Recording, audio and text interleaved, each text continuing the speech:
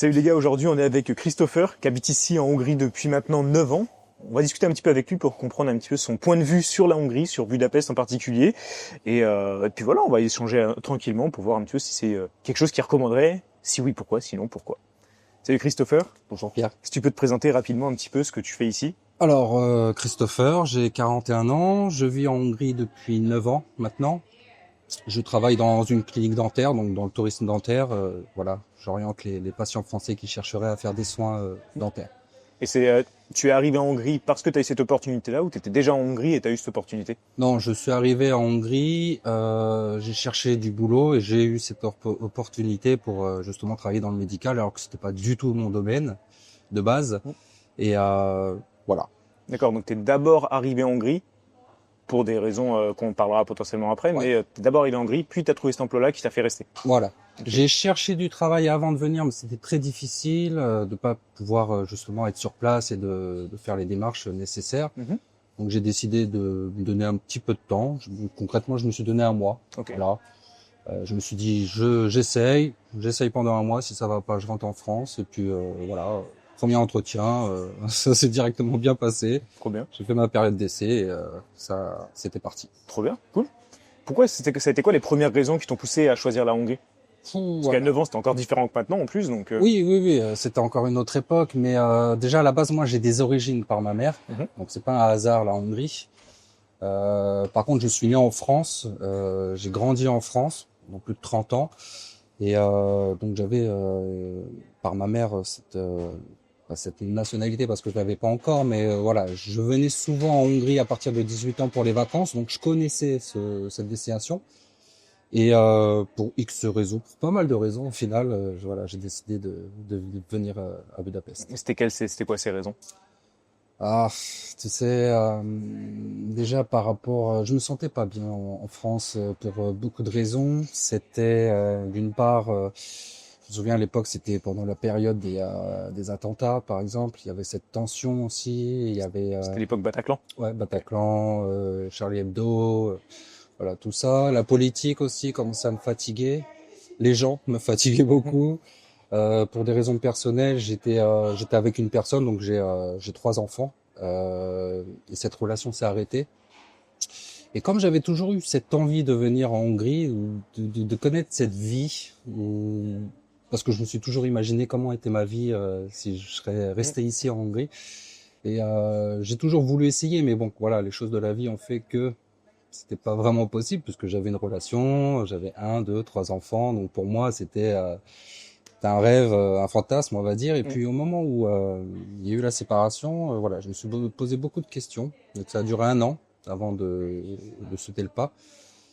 Et voilà, j'étais pas heureux là où j'étais pas heureux de ma situation, je voulais pas vivre dans le regret. C'était surtout ça qui était important pour moi, de pas vivre dans le regret. Et c'est pour ça que voilà, je me suis dit bah écoute, on va essayer, puis moi... Ça va pas déçu du coup? Pas du tout. Et là, ça n'a pas été une barrière, un défi un petit peu compliqué à relever, le fait que tu parles ni anglais ni hongrois à ton arrivée? Ah, ça n'a pas été simple et j'ai eu beaucoup de chance par rapport à mon premier poste, puisque à la base, eux cherchaient vraiment un Français. Okay. Parle français pour parler à d'autres Français. C'était vraiment ça le point fort, puisque en plus de ça, j'ai même pas de diplôme par rapport à ce domaine, donc voilà, ça a été ça en fait. Donc du coup au travail, bah, je parlais français. À la maison, je parlais français avec ma sœur automatiquement, et puis voilà. Là, t'habites encore avec ta sœur là? Non. C'était quand t'es arrivé. Oui, c'était la première année. Ok. Quand je débarquais. Ouais. Je suis curieux parce qu'il y a pas mal de personnes qui me demandent pour trouver un emploi en Hongrie, donc ils me demandent un peu quoi chercher, comment trouver, etc. Tu penses que ça existe encore, les recherches, ou ça recherche spécifiquement un français pour du tourisme médical ou des choses comme ça? Oui, c'est possible. Après, c'est vrai que le français seul ne suffit pas. Il faut avoir un autre bagage, l'anglais, le hongrois, l'allemand, ce que tu veux, mais le français seul, non. Parce que même moi, j'y ai cru, mais pas du tout. Non, pas du tout. Il faut au moins l'anglais. Au moins l'anglais. Au moins l'anglais, si t'as l'anglais, il n'y a aucun problème pour trouver du travail. Et peu importe le domaine, tu trouves. Parce que généralement, même dans les grandes boîtes, la langue de l'entreprise, ça va être l'anglais, quoi. Ok. Et t'as déjà entendu des retours de Hongrois dans ton entourage, etc., qui se plaignaient potentiellement des personnes qui venaient s'installer ici, pas des Français, des Belges ou quoi, mais qui parlent pas hongrois, Non. qui se mettent pas à la langue? Bon, non, il n'y a pas de problème à ce niveau-là. est plutôt bien accueilli. Il n'y a pas de haine, j'ai envie de te dire, du fait que tu piques le travail d'un autre. Non, pas du tout, parce que justement, je pense qu'il y a beaucoup de travail, Mm. je cherche beaucoup de personnes. Donc maintenant, après, tout dépend de ce qu'on fait exactement, de quoi on parle, quoi, mais c'est pas de problème, pas à mon niveau. Tu m'as parlé plutôt des femmes, tu avais une relation qui s'est terminée en France, tu as trouvé une Hongroise, tu as côtoyé plusieurs Hongroises. Tu as plus de compatibilité, tu dirais, avec les Hongroises ou les Françaises, il y a quoi comme différence? Alors, il y en a une. Il y en a une. La femme française n'est pas du tout la même que la femme hongroise. Après, oui, ça a été compatible sur pas mal de points. J'ai jamais eu de difficulté, même en France, de trouver un partenaire, hein. Et même ici, malgré la langue. Donc, non, aucun souci avec. Qu'est-ce qui fait qu'elles sont différentes entre les Françaises et les Hongroises? La mentalité n'est pas la même, l'éducation non plus.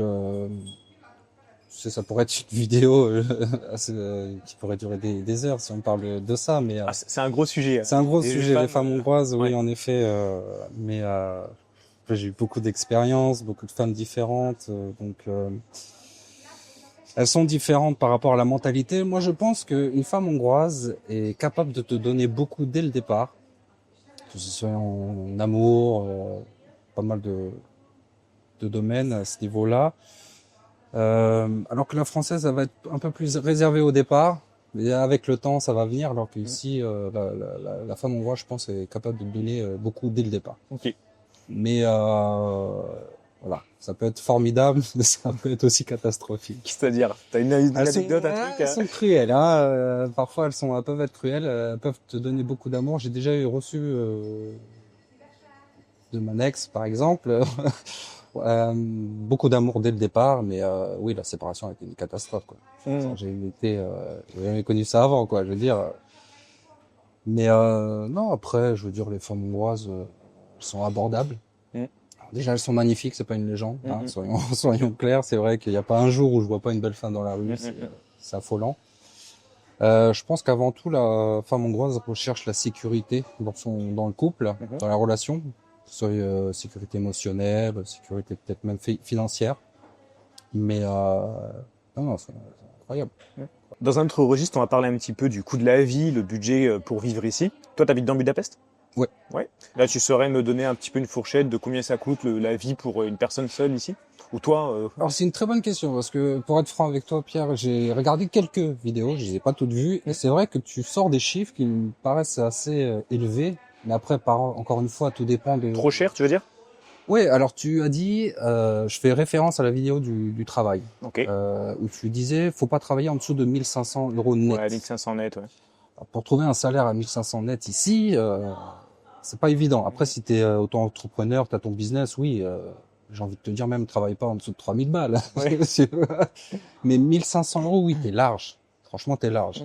Tout dépend aussi de tes attentes et de ce que tu as envie de faire à côté. Mais concrètement, moi, je pense que 1000 euros, déjà, t'es bien. À 1000 euros, tu peux vivre à Budapest. 1000 euros, tu peux vivre à Budapest sans faire trop de folie, mais en vivant correctement. En dessous de 1000 euros, c'est plus de la survie. Ouais. Forcément, mais on va prendre un exemple simple. Le loyer, actuellement, on est à peu près à 500 euros. Tu peux avoir un appartement. Pourquoi? T'as quoi pour 500 euros, là? 30, 40 mètres carrés, mais tout équipé avec gaz, eau, électricité, bien souvent Internet. Tu te dis 500 euros. 500 euros, c'est à peu près 200 000 forints. En termes de nourriture, on va être à peu près à 100, 150 euros. Là aussi, tout dépend de... Par mois, ouais. Ouais, par mois. J'ai déjà vécu avec moins que ça. Et puis à partir de là, si t'as pas de voiture, tu prends les transports en commun, donc 25 le euros. ticket, c'est 20 balles, un truc comme ça. L'abonnement, 25 euros par mois, ouais. Comme ça. C'est très correct. En plus, c'est super bien fait, bien desservi, ça fonctionne très bien, jour et nuit.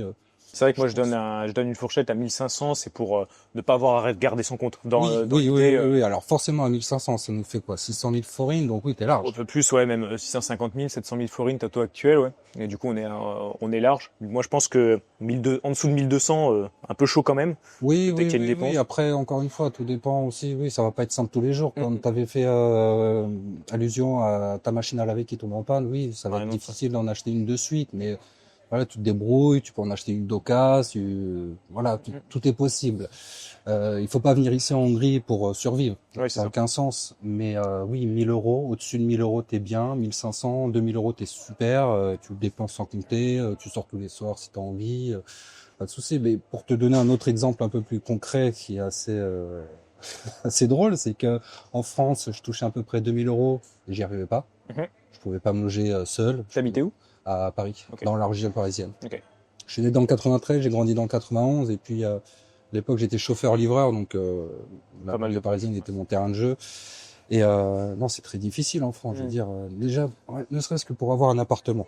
Faut montrer patte blanche, faut l'argent évidemment, faut avoir des garants, pas mal de papiers, c'est la croix et la bannière. Alors qu'ici tu as juste à rencontrer le propriétaire, il est d'accord, tu payes, terminé. Donc, je touchais à peu près 2000 euros, j'y arrivais pas. Ici, je touchais au départ moins de 1000 euros et j'arrivais à prendre un appartement seul, à me nourrir, à sortir. Et c'est ça qui est assez extraordinaire parce que je touchais beaucoup moins, mais je vis beaucoup mieux qu'en France. Donc ça c'était à 9 ans. Le coût de la vie, t'as l'impression qu'il a un peu monté ou... Oui, complètement. Forcément, il y a eu le Covid, il y a eu la guerre en Ukraine, l'inflation, tout ça. Donc oui, forcément, les prix ont augmenté, ne serait-ce que par rapport au loyer. Donc on est à peu près en moyenne en ce moment à 500 euros. Ça dépend encore une fois de ce que tu veux. Ouais, 30-40 mètres carrés, ouais. Voilà. Alors qu'à l'époque, je me souviens, mon premier appartement que j'ai eu, j'en avais pour 100 000 forints. Donc voilà. 250 euros, quoi. J'étais du côté de Buda où c'est plus ou moins chic. Voilà, donc il y a eu une différence même par rapport à la nourriture aussi. Le coût de la vie, par exemple, les restaurants, ouais, c'est un peu plus un peu plus cher qu'à l'époque. Mais bon, on peut encore se le permettre très facilement. On peut boire des coups, ça coûte pas grand-chose. Là, pour toi, quelqu'un qui viendrait vivre à Budapest, loyer, courses, charges diverses, c'est une personne qui n'a pas de voiture, en sortant une fois par semaine, 1000 euros, c'est possible, quoi. Large. Ok. Si tu sors une fois par semaine, ouais. Et encore, tu peux faire beaucoup de choses à Budapest sans forcément que ça te coûte beaucoup d'argent, hein, tu sais. C'est vrai, les culturels et sur la culture, elle est... Non, c'est ça qui est extraordinaire dans cette ville. C'est pour ça que je me sens bien, c'est que ouais, tu peux faire beaucoup de choses. Il y en a pour tous les goûts. Tu peux sortir sans forcément dépenser de l'argent, t'amuser. Il y a pas mal. Après, oui, forcément, l'argent, c'est toujours la même chose. Hein, c'est l'ère de la guerre, donc forcément, sans argent, tu fais pas grand-chose. Mais même sans ça, tu peux aller dans des musées. Parfois, tu as des expositions qui sont gratuites. Tu as un grand nombre de concerts, de festivals, de boîtes de nuit. Voilà, tu t'amuses beaucoup. 1000 euros, je pense que t'es bien, sincèrement. Ok.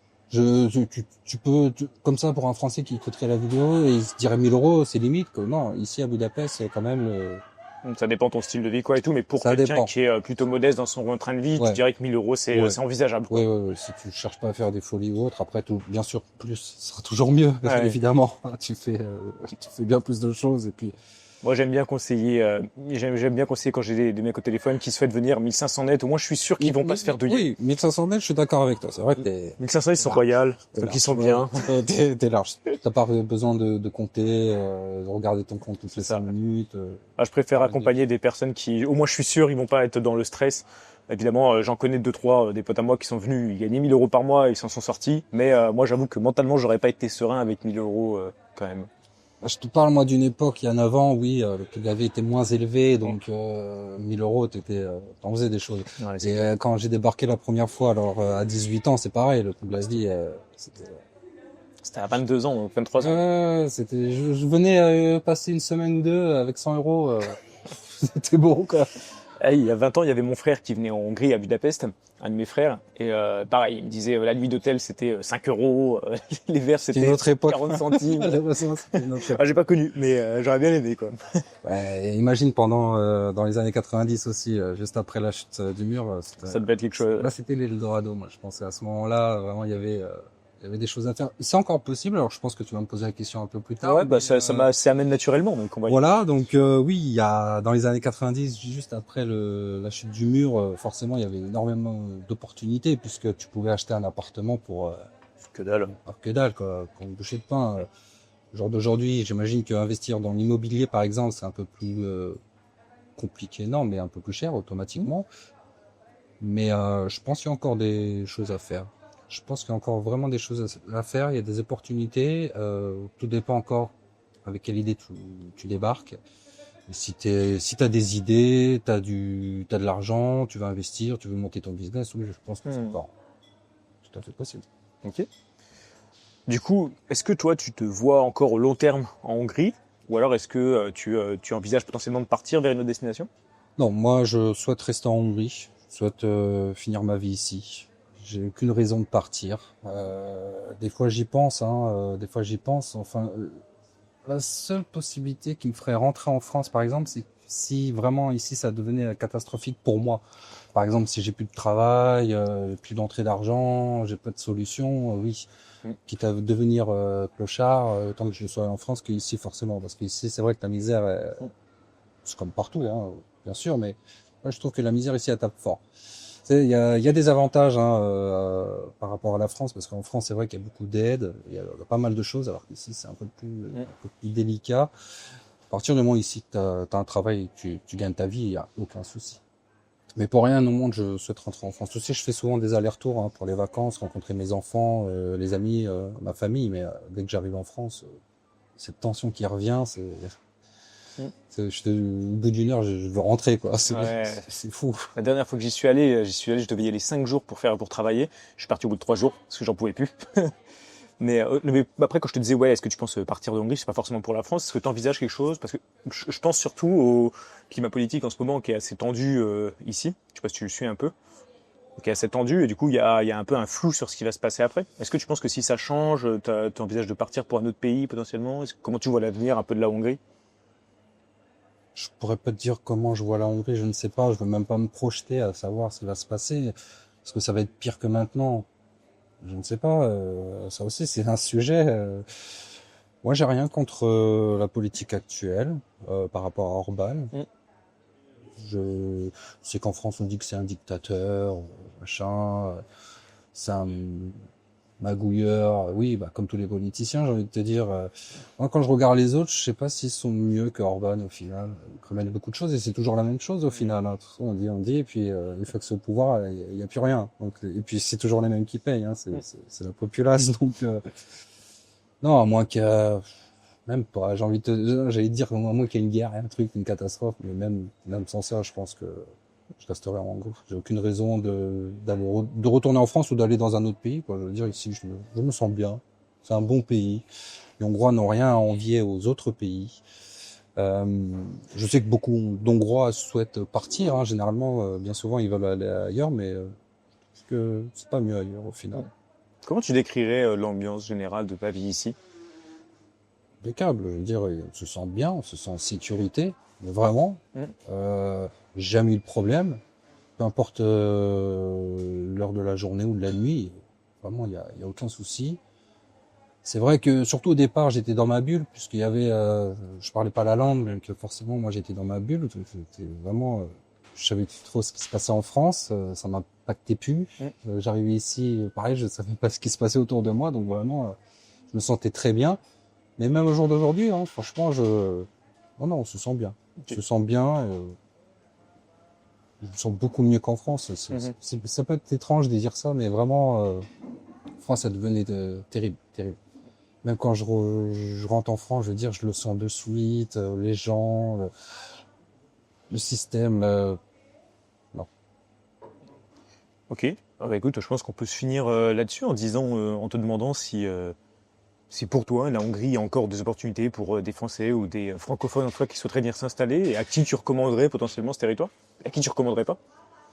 Moi, je conseillerais à toute personne qui veulent changer d'horizon, sortir de la France, de venir en Hongrie, oui, parce qu'il y a pas mal de choses encore à faire. Il y a des opportunités réelles, surtout si voilà, si tu veux monter un business, si tu as de l'argent à investir, ce genre de choses. Donc oui, je le conseille surtout aux jeunes éventuellement, qui ont toute la vie devant eux. C'est toujours mieux, mais déconseiller à des gens, bon, pas forcément. Si les gens respectent les gens, la loi, je veux dire, il y a aucun souci. Si tu viens en Hongrie pour foutre la merde, déjà, mauvaise idée. Tu vas finir au goulag. Si tu viens en Hongrie pour profiter du système, mauvaise idée. Donc, non. Si t'es bosseur, c'est un beau pays pour toi.